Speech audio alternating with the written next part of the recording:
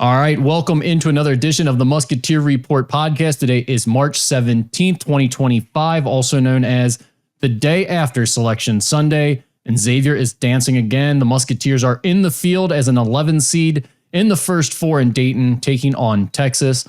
Paul Fritschner is with me to break it all down. Paul, the way it all played out, it turns out Xavier had a little bit more breathing room than we thought. You've been on so many different things already. You'll continue to be on them. I'm in the same boat. So I don't want us to have to just rehash and say the same things that people have heard us say over and over. So let me ask you this. After sitting back, looking over the bracket, talking about it with multiple people and doing interviews and everything, what now is your takeaway, if any, from seeing this year's bracket and how it played out for Xavier? You know, it's funny looking at how the committee handled all of the seeding. First of all, happy St. Patrick's Day, Rick. Thank you. Likewise.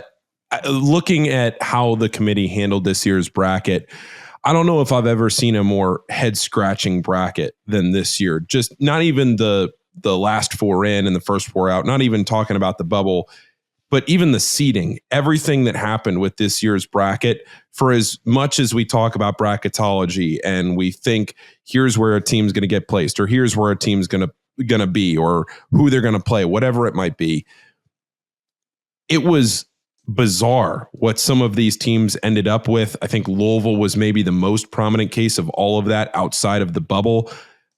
It was funny looking at Mike Rutherford's Twitter today, who covers Louisville, and him suggesting that he thinks that Memphis and Louisville literally got switched and the committee just forgot to switch them back because when you look at their resumes, it's almost what it looks like. So just looking at the selection show as a whole and looking at this bracket, it was mind-boggling what some of these teams ended up with. But when North Carolina's name got announced, I think myself, you, most people probably thought that meant Xavier was out. I kind of went the other way. Well, so I kind of thought if they're in, Xavier has to be in because the quad one win thing isn't a big deal. I agree. I thought there was no way that North Carolina could be in and Xavier couldn't be in, except for potentially just Bubba Cunningham.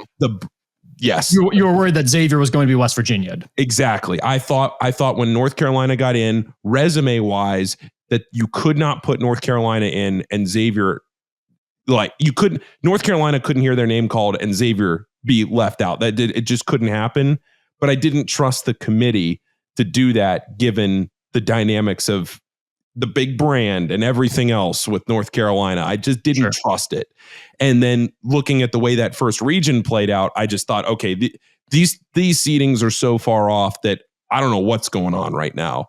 And then when Vanderbilt got a 10 seed, that was when I sat back up on the couch and I thought, all right, I don't know 100% that Xavier's going to get in, but they have a whole lot better of a shot right now to get in with Vanderbilt being a 10 seed because I thought Vanderbilt was going to go to Dayton. So when Vanderbilt gets out of Dayton, I thought, okay, well, there's a spot in Dayton that just opened up.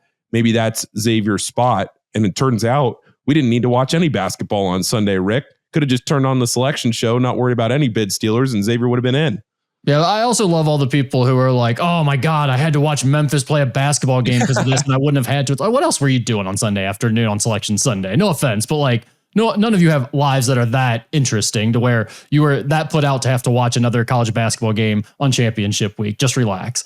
To me, I'm sure there will be more that emerges as we get more of the analytics guys to go through all this stuff. But I just thought from a Xavier perspective, the quad one win thing, it's not a deal breaker, because that was the biggest. When you looked at Xavier's resume, it looked like a team that could make the tournament as long as the committee wasn't just going to go blanket quad one win record 1-9. And the funny thing is, I feel like Texas, that is what got them in. Just looking at their quad one win record, it's a one chart situation with Texas where that quad one win record has to be in the tournament based on all the other teams on the bubble that you're putting in that just have one or two wins against quad one teams. So it was kind of interesting how all that played out. I was very curious to see how they would handle that situation. The fact that North Carolina got in, the fact that Xavier both got in with those really bad quad one records, to me, that was the big takeaway, at least initially here. Yeah, Rocco Miller, who I'd done a bunch of bracketology with over the last month, he tweeted out just a couple of hours ago, He said, for the record, I have a much bigger question about Texas getting in than North Carolina. There's no precedent for a 12-15 effective record to get them in. That's just a bad season. That's what he said. No precedent for a 15-loss team without any extraordinary wins. I think leading up to it, Texas was the team in my mind that was going to get left out. I thought the quad one wins could buoy them in, but I thought Texas was going to find themselves on the wrong side of the bubble. I thought I just missed West Virginia, if I'm being completely honest with you. And I know we don't need to get derailed with all the other teams, but just since we're talking about it, I thought when the show ended, I just assumed that I had forgotten where West Virginia got placed, or I hadn't, I missed them, whatever. The fact that they didn't get in is insane. I don't really understand even the justification for them not getting in. North Carolina getting in over Indiana, I don't understand that either. Like if you're going to put the big brand in, Indiana certainly has a big enough brand and fan base to put in over North Carolina. I thought Indiana was much more deserving than North Carolina.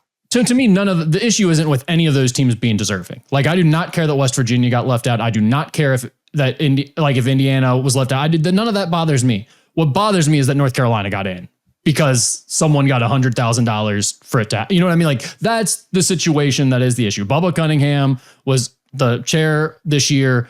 He got a direct bonus and compensation for North Carolina making it. That's the issue that everyone should have with this. It's not the fact that these other teams with terrible resumes that had bad seasons didn't get in and slightly got screwed by North Carolina. They could have earned their way in more clearly as well. I'm sure everyone's going to be pissed if you're in that fan base, obviously. I don't feel bad for those teams. I am annoyed with the situation, the way it played out for North Carolina. But I also think, again, going back to it, I mean, I identified that when everyone else was talking about all the bubble teams, and most people were talking about like not North Carolina and Texas going into last week, championship week. I said, like, those are the two teams to watch for if you're a Xavier fan that are currently below Xavier. Those two teams have resumes that look like they could get into the tournament. Most of these other teams do not. And so I think some people are just a little, I guess, slow to acknowledge the fact that the sport has changed. The Big Ten and the SEC now are going to give us resumes that look different from what we're used to seeing getting in the tournament. But a team that has 7 quad one wins on the bubble with teams that have 1 quad one win are going to be hard to leave out. Like, I almost don't even understand what Rocco's saying there with the Texas argument. How could you leave Texas out based on other teams that are getting in there, like Texas and Xavier? I mean, like North Carolina and Xavier. Yeah, I don't know. I think just the way that the season played out down the stretch, it's tough for me. But that's not taken into account down the stretch. Like, I know. But I get where all these guys are going for it. They don't like bad seasons earning at large bids. I completely agree with that. Yeah. But the sport has changed to allow for that to happen. And when you look at those resumes and you see what we saw, it's pretty glaring. I'm shocking. So many of these guys who spend so much time with this stuff were surprised by that. Yeah, I think more so when you look at a team, I think what's frustrating for a lot of these guys that do it so much and spend so much time in the weeds with these resumes and these teams is that they see other teams more deserving that might not have the brand cachet, and they just can't find their way into the field, and they even find their way close. Like the fact that UC Irvine, which, look, I'm not arguing for UC Irvine to be in the field. Yeah. That was never going to happen.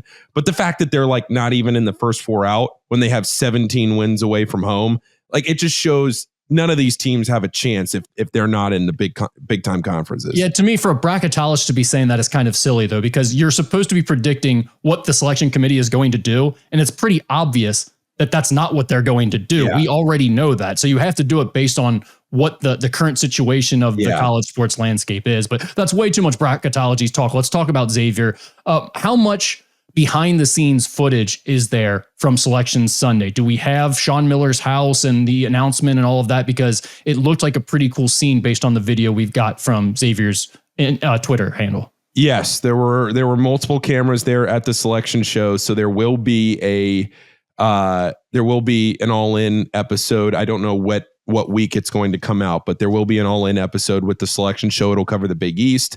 It'll cover the postseason. It'll cover the Big East tournament. It'll cover Selection Sunday, and then whatever Xavier does in the NCAA tournament. One thing I will put a little caveat on here that everybody just has to bear with us with as we build this storyline is that the NCAA is very, very strict about what you can and cannot film as far as footage with game footage and huddles and locker room access and things like that, and what we're allowed to do. So I think the episodes from our perspective are going to show a lot of the behind the scenes once the actual tournament starts here, starting on Wednesday with the game at Dayton. But as far as the selection show, yes, there were multiple cameras there for the selection show, had everything in New York City. I know it was only the one game in New York, but plenty there to cover the postseason. All right. So we know they are in the Midwest region. They've got the matchup against Texas as the first 4 game. And then it would be in Milwaukee playing 6th seed Illinois on Friday night, potentially. With, again, not to get way too ahead of ourselves here. Obviously, we are. Why not? Let's do it. Come on. Kentucky waiting in the next round for them, potentially, or maybe likely even. Paul, playing in Dayton, Milwaukee, and then it would be Indy. That seems to be pretty awesome for Xavier fans if they were to go on a run here. But let's just go with the basic. What we know right now, they're headed to Indy to play their first game. Dayton. Do you see that? I'm sorry. They're headed to Dayton to play their first game. Do you see that as an advantage?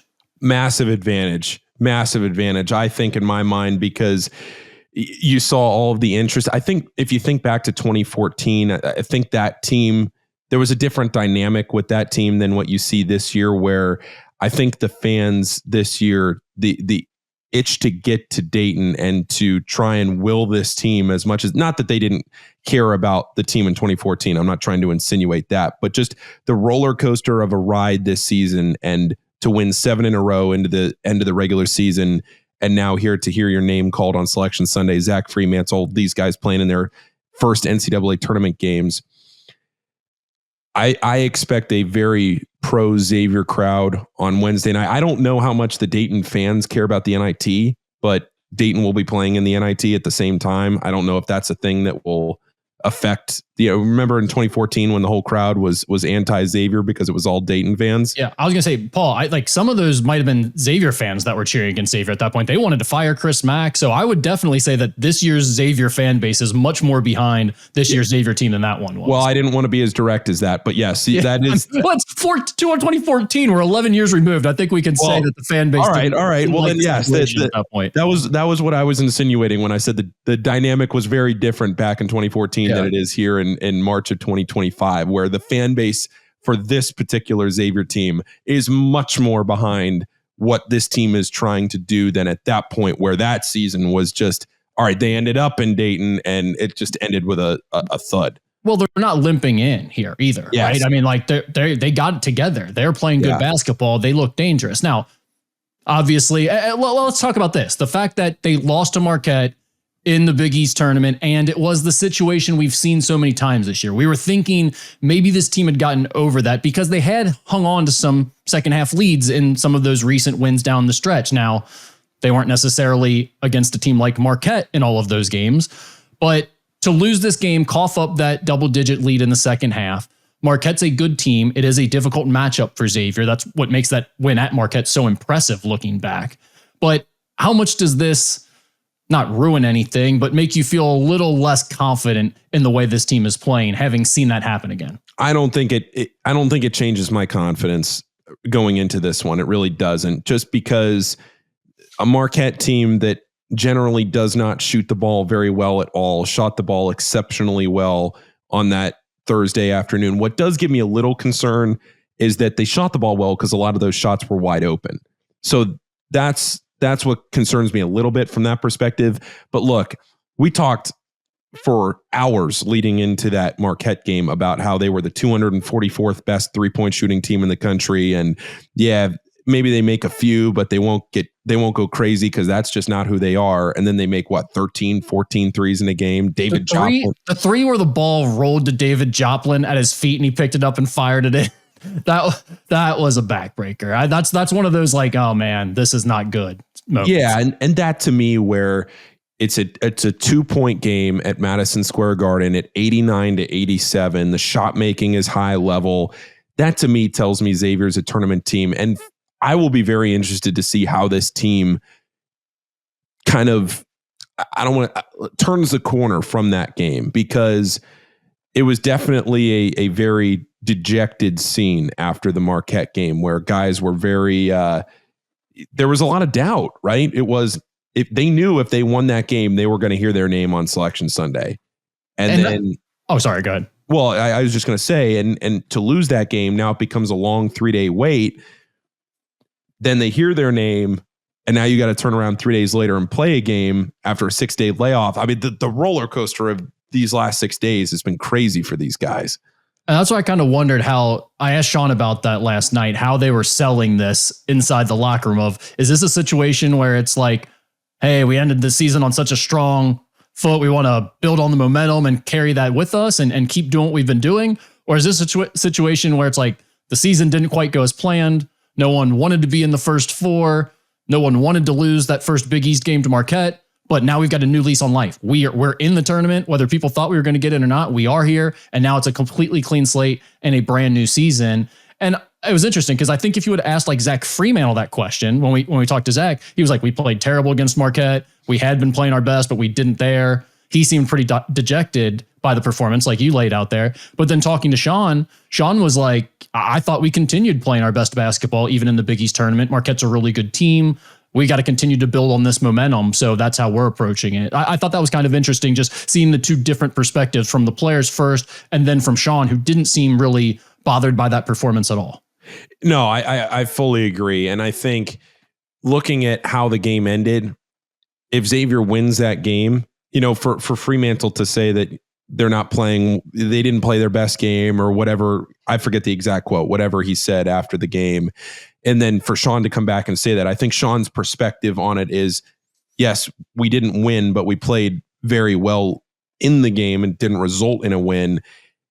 3 more points, Xavier wins the game, and Fremantle's whole thinking of the game is way different than just the feeling of loss, right? So I think personally, for them to hear their name called, and look, for Fremantle, after missing the dunk in the crosstown shootout and then missing the dunk to go up 5 in the Marquette game, I was just sitting there thinking, please God, let this man get into the NCAA tournament and let those two things not prohibit him from finally, after 6 years, playing in the tournament, because those are two major moments in big games, both of which would have sealed your fate into getting into the tournament. Looking back on it, had you won at Cincinnati, you wouldn't be sweating. And then, of course, if you beat Marquette, you wouldn't be sweating. It just felt to me going into the selection show, it was just, can it go right? So many things this season at the very end hadn't gone right. Can it go right? And, it did. It did. All right, let's get into this actual matchup against Texas here.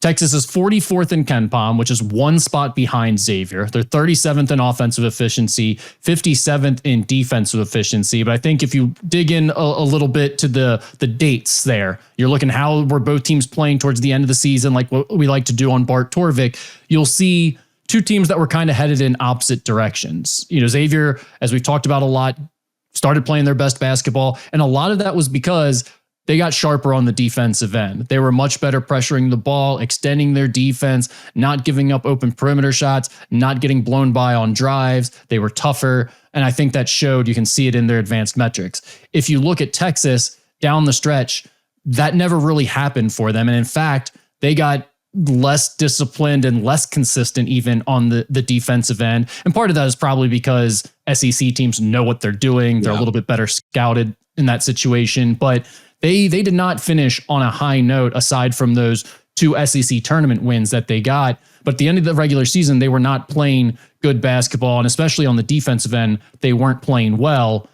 But Paul, when you get into the personnel, I mean, we're going to be watching one of the most electric scorers, one of the most entertaining players in the entire country in this matchup with their freshman guard, Trey Johnson, who is a projected top 5 pick in the upcoming NBA draft. Yeah, Trey Johnson, like you said, he's electric. I had the Texas beat writer Eric on the show last night, and he was talking about just the ability for Trey Johnson to score at every level, how impressive he's been so far this season. In just every facet of his offensive game. The one thing that if I'm Texas, I'm concerned about is the ability of Zach Fremantle scoring around the rim. You have Caden Shedrick, but I don't get the impression that a lot of Texas fans would be too impressed with his play, on the interior, as far as just getting beat up on the inside if you're Xavier, because that's been the big question all season long. Trey Johnson is a phenomenal guard, look, you look at the perimeter play of both of these teams. I think Xavier, the way that these teams match up, will have their looks from three. I don't think Texas is looking to make 15 threes in this game. I think the way they want to score is more trying to get the ball, to the rim. They're not looking to shoot a million threes a game. That's not to say that they won't shoot them, but that's just not their style to kick it out the way that Xavier shoots the ball as a top 10 3-point shooting team in the country. No, I mean, I think a lot of this matchup is, you talked about Caden Shedrick, and I want to get a little bit more into him, but a lot of this matchup to me is, how does Xavier handle the athleticism of the perimeter players for Texas? And the good thing for Xavier is, it's not as much a situation where Texas is going to overwhelm you with their length on the perimeter defensively and get out in the passing lanes and disrupt your flow game and not let you move the ball on offense and get a lot of turnovers. They don't force turnovers really defensively at all.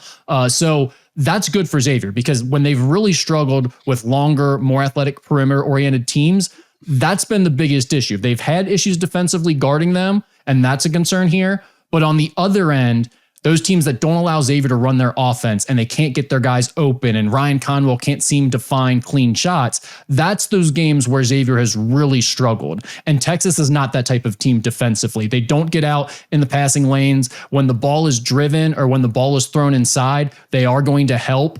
And you mentioned that Xavier's going to get their clean looks from 3-point range. Part of it's because of that help defense. The teams that have done best against Xavier are teams that do not help. They stick to shooters and they play one-on-one on that end of the floor. Texas definitely likes to help. But also, in addition to that, they have these lapses where the guys just fall asleep. I mean, Trey Johnson is a fantastic offensive player, but either he doesn't quite care enough about defense sometimes, or he's just young and hasn't learned how to play hard consistently on every possession. But there are times where he's just kind of floating out there and he's guarding an important shooter and he falls asleep and easily gets screened on a set play or something like that. And it's a wide open look for one of the opposing team's best shooters.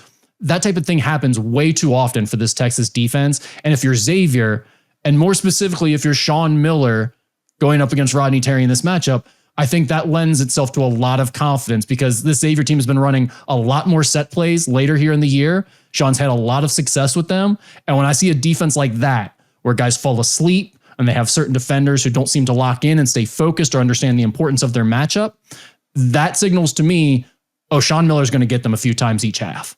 Like, you got to make the shot still. Ryan Conwell has to knock it down, or whoever he's drawn up for has to knock it down, but he's going to get them an open look. I fully agree. Eric Henry last night, when I had him on the show, I asked him to very succinctly sum up what this Texas team is for anybody that hadn't watched them this year. He said this is an AAU team. It is a very athletic. An AAU team that hasn't practiced, Paul. He took it a step farther. An AAU team that doesn't practice. It was pretty critical. And I mean, that's a common sentiment you've heard from Texas's beat writers. Yeah, that this is a team that is, I would say, Rick, I don't think this is a step to say that this is the most athletic team that Xavier's played this year. Oh, St. John's. St. John's is more athletic, okay. I think. There might be one or two, but it's in that conversation. But it's definitely athletic in the conversation I guess more so that this is a team full of athletes that wait, you were going to say something? No. Go ahead. Finish. I just more so meant that this is a team that is very athletic, that is a collection of individuals. And when you use that word AAU, and when you use that phrase to describe a team, can they come together as a group to win a game like this in the first round of the NCAA tournament? The flip side of this though, Rick, I am very, very, very interested to see how this Xavier team responds to this stage, because you have Zach Fremantle, who, he's been in college for 6 years, but he's never played in the NCAA tournament. Jerome Hunter's been there. Davion McKnight hasn't. Ryan Conwell hasn't. Dante Maddox hasn't. You have a lot of guys on this team that you rely on that haven't played on this stage before. And you see some wild things sometimes when players play on this stage on both sides. And for Xavier to come out and set the tone early, for them to look good, I think we'll have a very good idea of what this game will be like in the first two wars. I think by the under 12 media timeout, we're going to have a pretty good idea of, okay, Xavier came, they were ready, they were here, they've showed up and they punched Texas in the mouth right away, or are the lights too bright? And okay, Paul, you say that now. Let me throw this scenario at you. Xavier's up by 15. We're coming out of the under 16 timeout, and Texas has just slapped on a 2-2-1 press, and Xavier turns the ball over on the first possession. Now, do you still feel like you know how the game's going to go? I mean, I get what you're saying, but with both of these teams, the seasons that they've had, they have both found a ton of ways to lose in incredibly frustrating fashion. So I will say neither one of these fan bases are going to be feeling good, regardless of what type of lead they have or regardless of how the game starts for them. I don't disagree with your point overall, but I mean, like, but you understand my point. When you look at the box scores of Texas and you look at how some of their games have played out and where they've lost, a lot of their games have been decided early when they just forgot to get off the bus. Yeah, I think that's a good point. And like, honestly, Illinois is really similar too in that way, where it's like sometimes they show up and they play incredible games, and then sometimes they're terrible. I know that's another. Well, are we going to do this? Do you want to do that a little bit, or no? We're not going to. Yeah, I've got a lot more to talk about here with Texas. Okay. We were getting into their personnel. We talked about Trey Johnson. After him, I think Arthur Kaluma is the next guy that I look to. And that's a name that Xavier fans are going to remember because he was at Creighton at one point. He's bounced around a few times since then and now landed at Texas. But he's 6'7". He's strong. He's a good athlete. And you were talking about their athleticism, and I was kind of getting ready to start there. But one of the things I would say about their athleticism is when we talk about athletic teams, a lot of times people have an idea of what that looks like. And it's like tough, rebound, defend, play full court. Texas is an athletic perimeter team, but they don't have that side of it. Like, they're not going to force turnovers. They're not going to bully you inside. They're not going to beat you up like St. John's and go to the rim. But the part of it where it matters is Xavier defending their guards. And Arthur Kaluma is one of the guys where it's like, okay, if Dayton Swain is going to be matched up on Trey Johnson, then you now need Marcus Foster to really show his physical toughness on a 6'7" Arthur Kaluma, who's strong, who's a good athlete. And what they like to do with him is he'll drive from like way up out on the perimeter. They set these high ball screens, and it's not always for Kaluma. A lot of times it's for a guy like Trey Johnson or for a guy like Tremont Marks. But they like to set these high ball screens almost near midcourt, so then it gives you a ton of room behind it for those guards to beat you off the dribble, enough space for them to get a running start to the basket, and you got to keep them in front. So I imagine Xavier is really going to try to keep their defense tight and try to make sure they have guys in the gap ready to help. But when you're doing that, you have to be able to slow down those first couple of dribbles. You can't get blown by off that first step or those first two dribbles because there's no help defense that can fix that. If they can keep their guy in front, and specifically I'm thinking about Marcus Foster has to do a great job, assuming he's guarding Arthur Kaluma. I think Ryan Conwell is going to have to do a great job, assuming he's guarding Tremont Mark. Also, you're going to have to figure out that other spot too with Pope. I mean, he's more of a mid-range player and a shooter. Yep. He was playing the point guard for position for him. He's playing off the ball now. Davion McKnight, with his lack of size, tends to give guys a little bit more confidence on the offensive end. That's the only concern you have there is Pope gets going from the mid-range and turns into more of a scorer. Then all those matchups become more difficult for Xavier. But that's a couple of those other guys, aside from just Dayton Swain guarding Trey Johnson, they're really going to have to step up on their on-ball defense, especially with those like first steps and those first couple dribbles when guys are trying to beat them off the bounce. Yeah, I mean, look, Arthur Kaluma is somebody, he's a double-figure scorer. He's scored in double figures in almost every game this season. He put 34 on Auburn earlier this year in January. That wasn't a loss, but he put 34 on Auburn. That's not to say he's scoring 34 a night. He's generally in the 10 to 12 range. But just looking overall at this Texas lineup, like you said, there are individuals there who can make plays, who can be playmakers at different points throughout the game. But what is Xavier doing defensively right now? They're doing so many little things well that they didn't do early in the season. They're playing so much better defensively as a unit that, yeah, maybe they were outsized here or there on Wednesday night, but it doesn't, to me, Rick, give me the impression going into this game that they're going to be over. Xavier's a favorite in this game for a reason. Yeah. Right. That's so, right. yeah. Yeah, no, I think the thing about Texas is there's a couple ways to view them. One is they underachieved and they could be a really dangerous 11 seed if for some reason like Trey Johnson just decides he wants to put on an absolute show for NBA scouts, and a couple of these other guys who are experienced but haven't played together that much just decide they're going to grit together, play for each other, and be a bit tougher and more together than they've been throughout the season. The other way to view it is, and this is a pretty undisciplined group who never really did figure it out. They never started winning games consistently. They never really gelled or found their chemistry. This is a pretty favorable matchup to get a team that isn't really playing good basketball at any point in their season to play them in the NCAA tournament. You should feel pretty good about that. You could view it either way. You can only have so good of a matchup as an 11 seed, right? When it's not like you're a 3 playing a 14. The matchup as an 11 seed can only be so good. You're only going to be a slight favorite if you are a favorite. But for Xavier, to me, there are a lot worse matchups that they could have had than Texas. Same with Illinois. I mean, Illinois, when they play at their best, they could be a 2 or 3 seed. When they play at their worst, they're losing to a 13 seed. That's just who that team is. And you go to Kentucky. Kentucky's hurt. They don't have Jackson Robinson. Lamont Butler's coming off an injury. I mean, just looking at what Xavier has here, it's not ideal. It's not great, but there is very much a reason why a lot of pundits today have picked Xavier to make the Sweet 16. I'm not saying that that's going to happen. I'm not predicting it will or won't happen. My point is there is a reason that a lot of teams, I think 5 teams in the last 14 years that were in Dayton have gone on to at least the Sweet 16. You remember VCU, obviously, back in 2011 with Shaka Smart. Remember just a few years ago, UCLA went to the Final Four. Both of those teams went to the Final Four out of Dayton. These teams, if they get to Dayton, here's what I will say, Rick. If Xavier wins on Wednesday night, look out. I think this Xavier team with a win on Wednesday, if they win on Wednesday and kind of get that they take that deep breath, they got to the tournament, they celebrated on Sunday, they heard their name called, and then they won a game.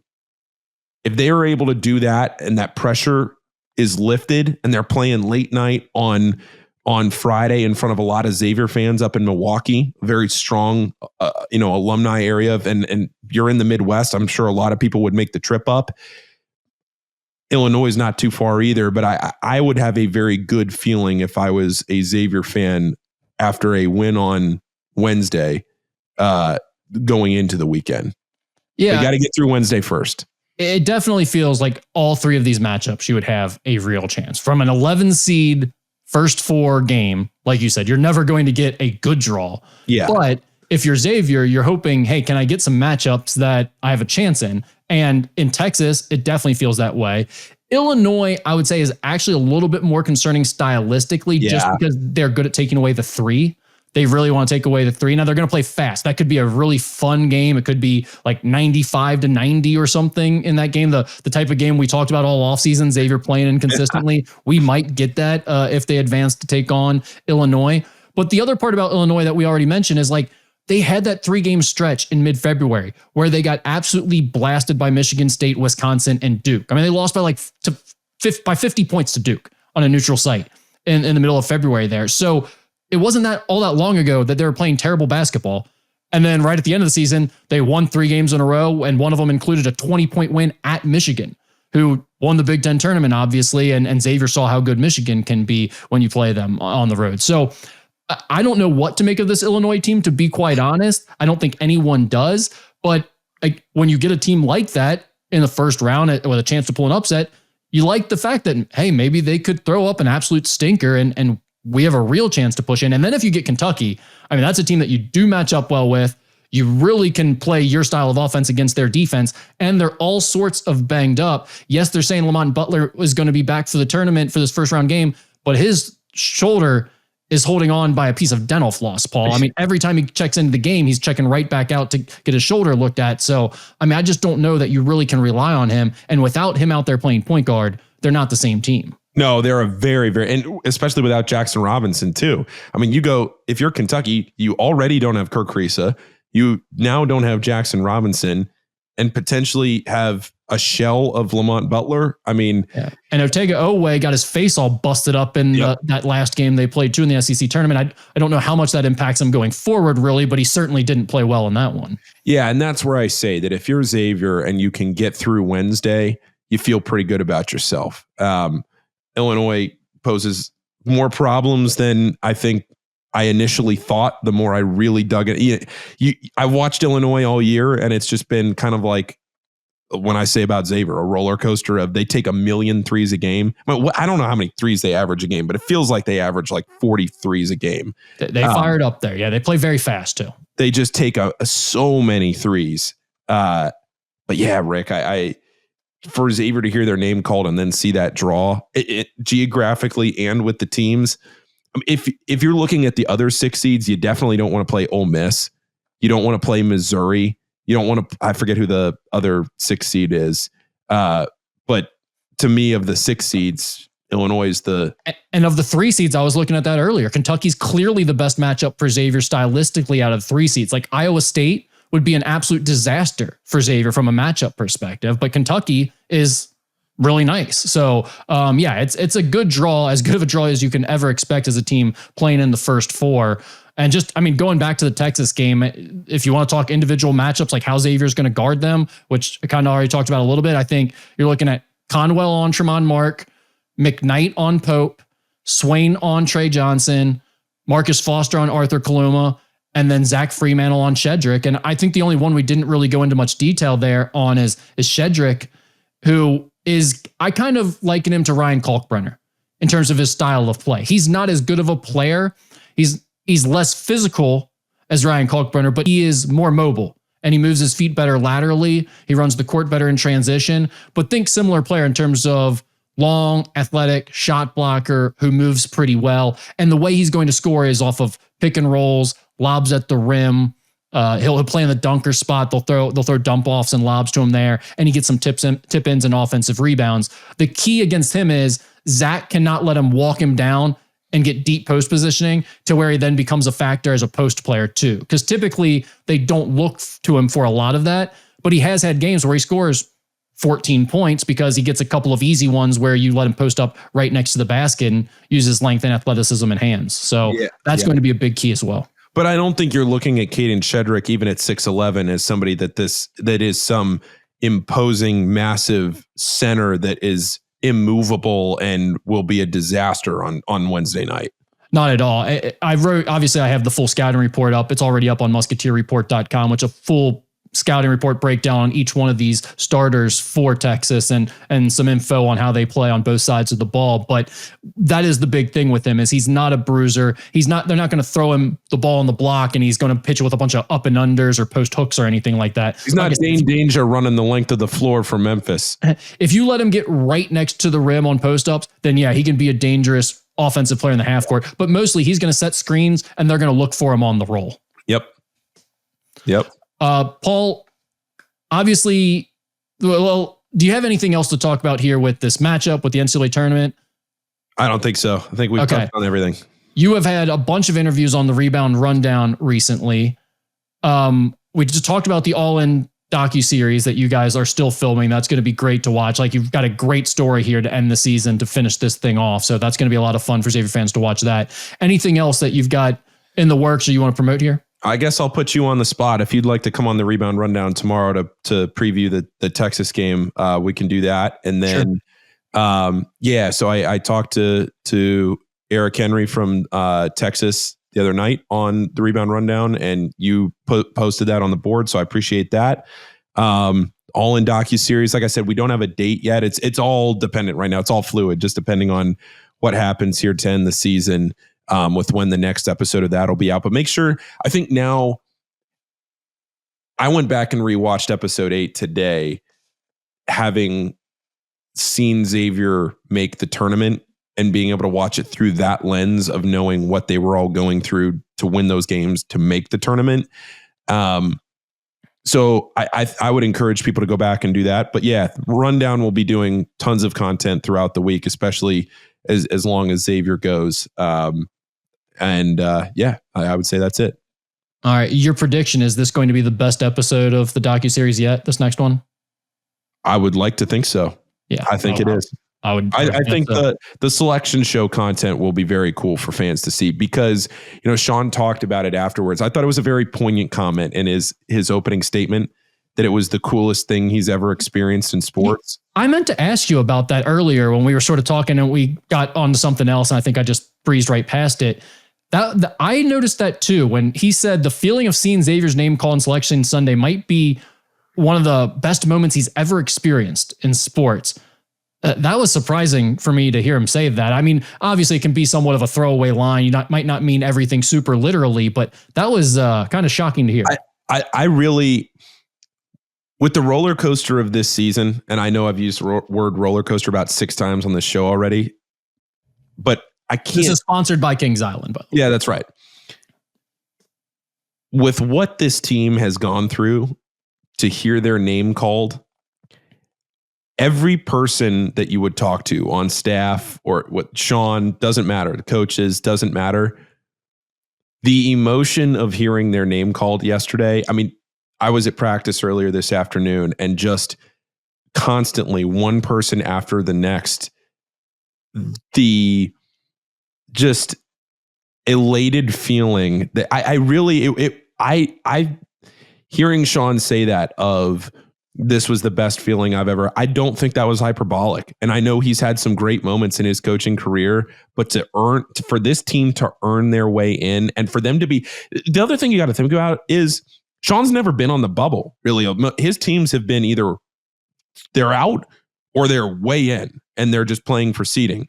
I think 2012, maybe they were a 1 seed in the NIT. One of those years they were a 1 seed in the NIT. And, maybe there was some discussion about them being on the bubble, but not as close as this, where you are, everybody's dialed in on VCU, everybody's dialed in on Memphis, and you are spending Sunday sweating whether you are going to be the last team in or the first team out. That just culmination in hearing their name called, that was a very poignant feeling throughout the whole program today, as I kind of got, as it should be. Obviously, that's not rocket science to say that, but it was cool seeing the reaction, and I just really hope for these guys' sake that they're able to translate that on Wednesday night, translate that emotion into a good performance. Yeah, should be a fun one. Again, these two teams ranked just one spot apart in KenPom. The KenPom score prediction is Xavier by 1. Yeah. I mean, I'm expecting a good battle. Watching them on film, you've got a team like Xavier right now who feels like they're playing that the sum of the parts are maybe the whole is better than the sum of the parts. And on Texas, you've got kind of the exact opposite thing going on, where it's like, man, if they put it all together, they'd be scary. But so far, they haven't really done that consistently at all. So, can I say one thing? You can say as many things as you want. You've had a lot of. I just got one thing left, because we've been going on here for a while, and I don't want to talk in circles. Can we play somebody new? Like Wisconsin, the Gavitt games between Texas, the last game in the NCAA tournament, or in the NIT in 2019, Wisconsin between the NCAA tournament and then Butler to end every year and Butler to end the year. I mean, at some point, can we mix in Boise State, mix in a San Diego State? I mean, I know you had Kennesaw State a couple years ago, but even playing with the Owls, Paul. Even playing Pitt, I mean, think back to 2009 or what? How many times has Xavier and Pitt played? And we look back at 2004, the Elite Eight for Texas. I mean, I don't know. I guess there's only so many power conference teams, but Florida State twice in 3 years. Come on. At some point, you're going to name like half the teams in high major basketball. I know, but anybody listening to this knows what I mean. That it just feels like there's some redundancy here that we could avoid. Yeah, it's like they play the hits at the NCAA offices. They like to put those matchups back to back like that. I mean, if there was any opportunity to put former coaches against each other or things like we always see that with Xavier, right? It's like, oh, Chris Mack's going to play Sean Miller again. Great, yeah. So talk about that pod in Providence though, with Calipari and Self and Patino way on the other side. That is wild. Yeah. All right. I think that's all we got. I will say shout out to everyone on the message board. This is to me the best time of the year because most of the year now in sports is just complaining about anything and everything that you can complain about, you complain about. But right now it's like people actually want to talk about basketball and it's fun. We're talking about matchups. We're talking about how the game's going to go. We're talking about what Xavier can do. And then also you've got people worried about the roster for next year weaving in with that. So we're getting into some transfer portal talk. So it's a really good time to be on the message board and talking Xavier basketball right now. And obviously the transfer portal starts on the 24th. So we are a week away right now. Oh, sorry, I promised one more thing, but there's one last thing I have to say. There is a bracket pool going on that I retweeted. It supports the final 2%. It's a $500 entry, which I know is steep, but if you're interested in it, if you win the bracket pool, it's a $500 entry, limited to 250 entries. 100% of the proceeds will go to the final 2%. The winner gets 2 guaranteed tickets to Sunday at the Masters this year. I believe it's this year. And then if Xavier was to make the Final Four, would get 2 tickets to the Final Four as well. So I retweeted that last night, but that's something to check out if you'd like. All right. You could go to the Masters at some point, maybe. I believe it's this year. I guess I shouldn't speak 100%, but I believe it's this year. I would guess so. Yeah, right. I think it's this year. Yeah. All right. I think that's all we got for real this time. Yeah. Thank you, Paul. Thank you for joining me on this. And thank you all for listening. We will continue to talk about this matchup between the Musketeers and the Longhorns and everything else that comes with it on the premium message board at musketeerreport.com.